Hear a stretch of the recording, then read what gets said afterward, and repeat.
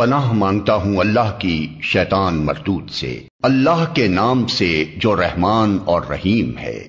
آخر کار منکرین نے اپنے رسولوں سے کہہ دیا کہ یا تو تمہیں ہماری ملت میں واپس آنا ہوگا ورنہ ہم تمہیں اپنے ملک سے نکال دیں گے۔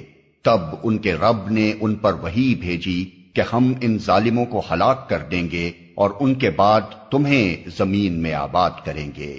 یہ انعام ہے اس کا جو میرے حضور جواب دہی کا خوف رکھتا ہو اور میری وعید سے ڈرتا ہو۔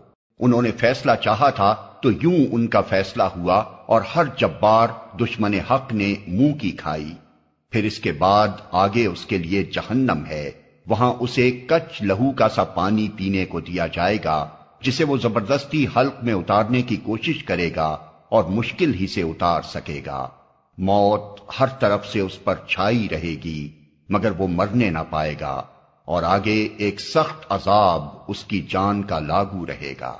جن لوگوں نے اپنے رب سے کفر کیا ہے ان کے اعمال کی مثال اس راکھ کی سی ہے جسے ایک طوفانی دن کی آندھی نے اڑا دیا ہو، وہ اپنے کیے کا کچھ بھی پھل نہ پا سکیں گے۔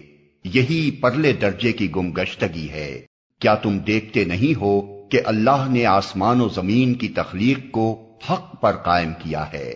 وہ چاہے تو تم لوگوں کو لے جائے اور ایک نئی خلقت تمہاری جگہ لے آئے۔ ایسا کرنا اس پر کچھ بھی دشوار نہیں ہے۔ اور یہ لوگ جب اکٹھے اللہ کے سامنے بے نقاب ہوں گے تو اس وقت ان میں سے جو دنیا میں کمزور تھے وہ ان لوگوں سے جو بڑے بنے ہوئے تھے کہیں گے دنیا میں ہم تمہارے تابع تھے، اب کیا تم اللہ کے عذاب سے ہم کو بچانے کے لیے بھی کچھ کر سکتے ہو؟ وہ جواب دیں گے اگر اللہ نے ہمیں نجات کی کوئی راہ دکھائی ہوتی تو ہم ضرور تمہیں بھی دکھا دیتے۔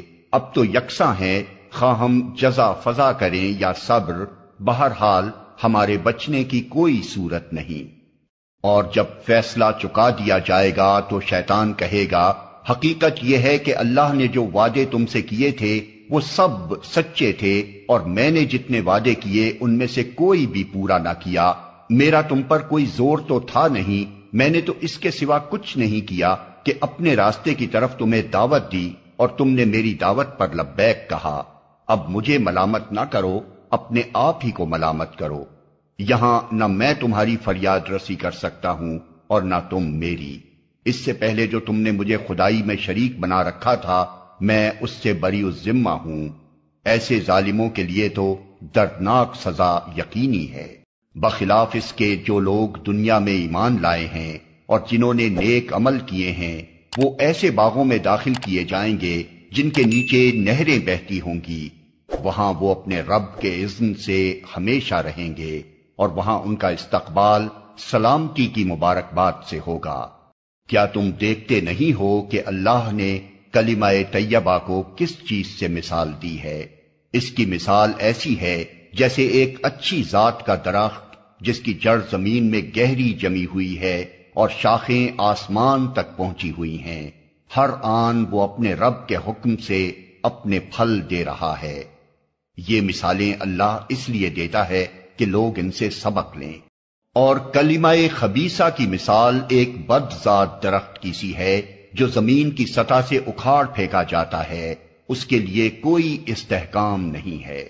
ایمان لانے والوں کو اللہ ایک قول ثابت کی بنیاد پر دنیا اور آخرت دونوں میں ثبات عطا کرتا ہے اور ظالموں کو اللہ بھٹکا دیتا ہے۔ اللہ کو اختیار ہے جو چاہے کرے۔